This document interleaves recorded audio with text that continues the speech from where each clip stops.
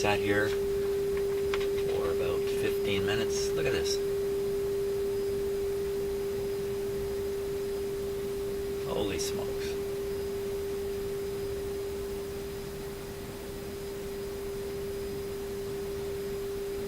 Oh man, what is drifting?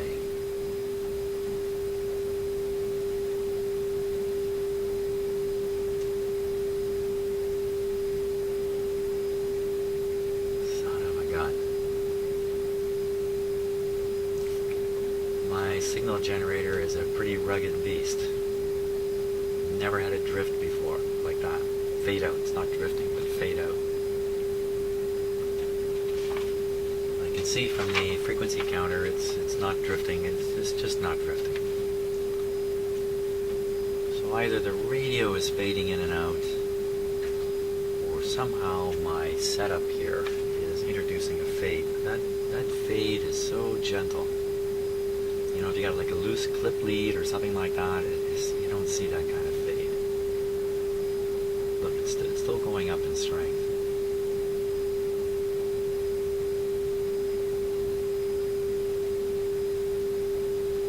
Oh no. Don't do this. I'm telling you, Mr. Radio, don't do this to me here. Let me turn it down a little bit. That's me turning it down, volume-wise. I'm just going to sit here and watch this. It seems to be going down now. Where is it?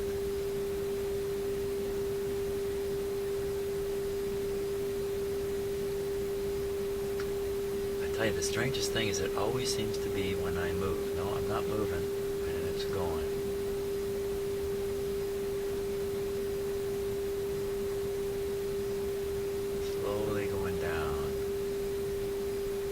Like my heart is slowly sinking. Oh. Oh my gosh.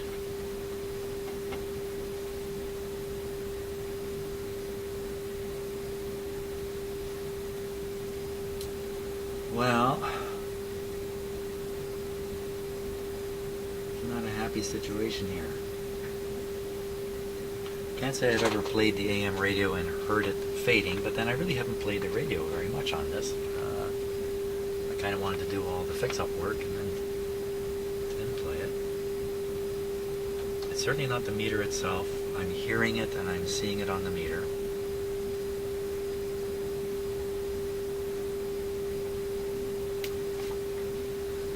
I'm going to fiddle with the input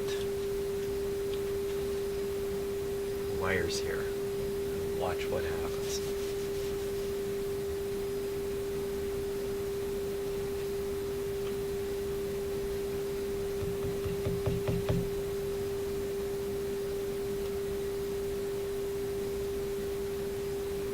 Fiddle too much, create a short circuit here. Nothing happened.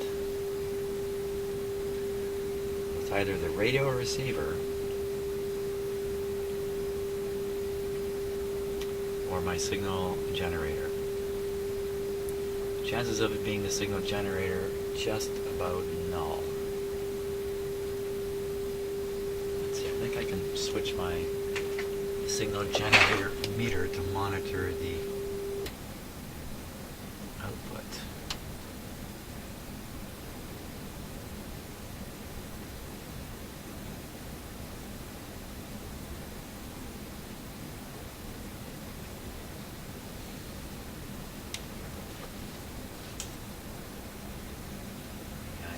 Yeah.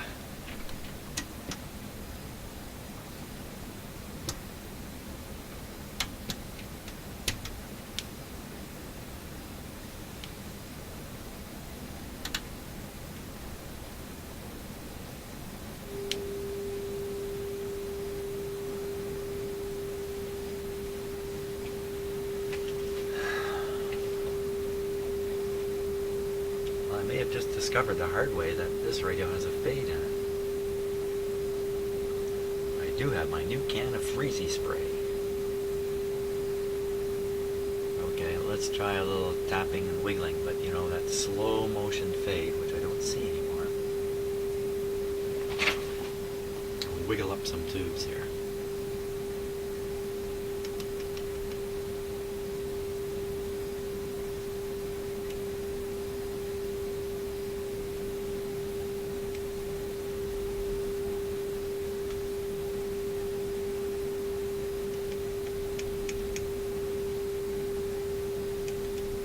Wiggling the tubes because, you know, it's easy to do.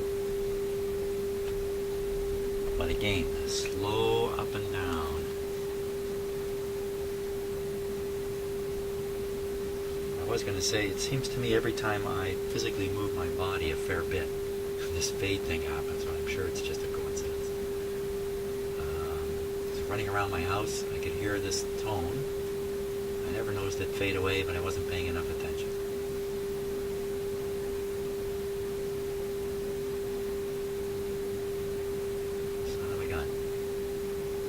Okay, now it seems solid enough. Okay, let's just carry on. Kind of pretend that didn't happen for now.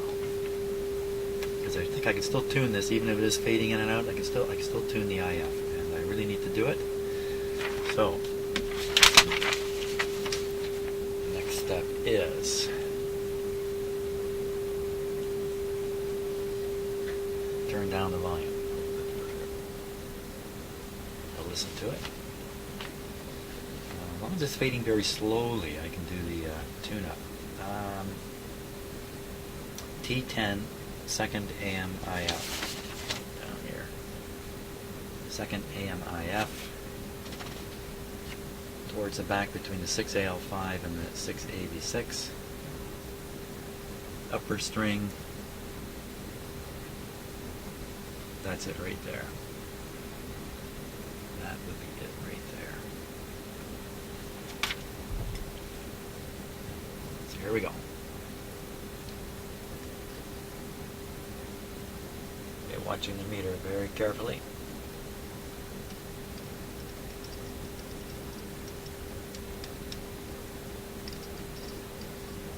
Oh, smokes. Let me change the scale on the meter here.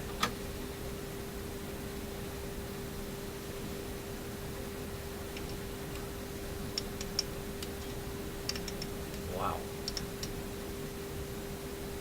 I'm at the limit. That's not good. I've reached the limit here.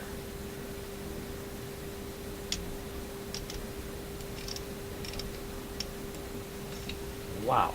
Okay. Let me see if I can reach all the way through to the upper slug.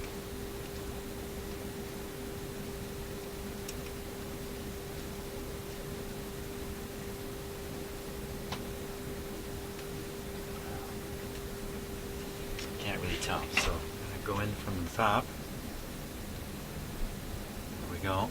Watching the meter.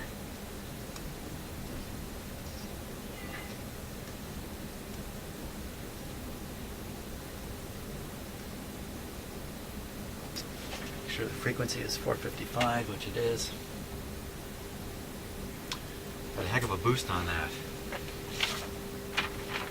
I was not expecting that to happen.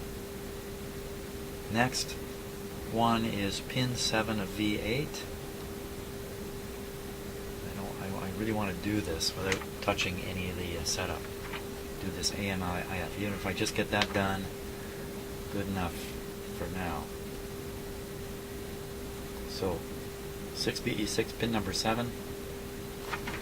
First turn down the output on the signal generator. So because I'm moving further up in the radio, it's going to be more sensitive. Pin number 7 of the V8 6BE6. 6BE6. 6BE. There it is there. Outside edge. Third tube from the back. Outside edge. 1, 2, 3. It's this guy here.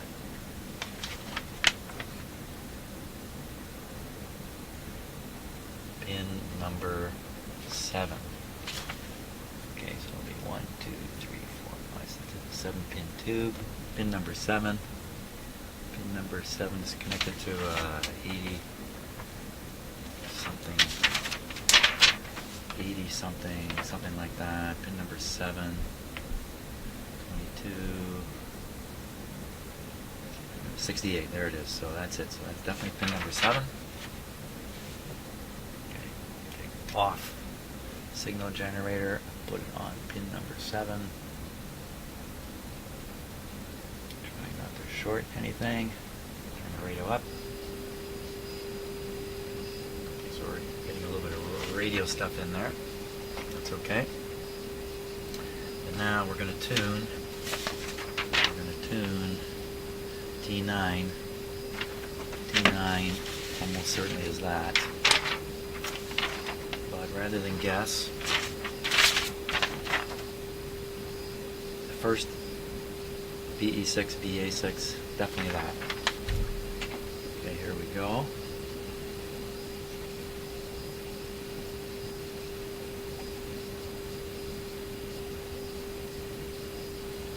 Checking for hand influence. Okay, watching the meter.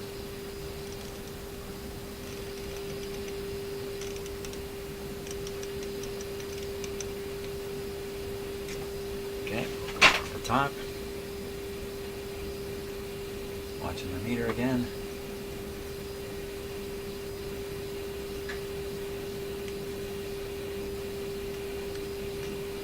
Let's try the bottom again.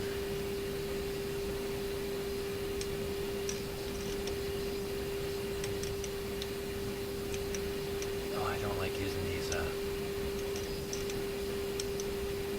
tools I have are crummy. This shaft is so thin it loads up with springiness, but I got it. Okay.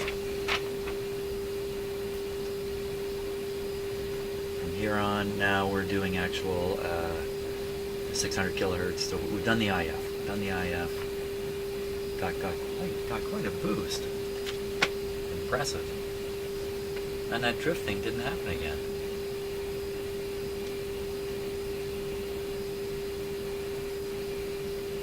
Mysteries abound. Okay, so that's it for this process.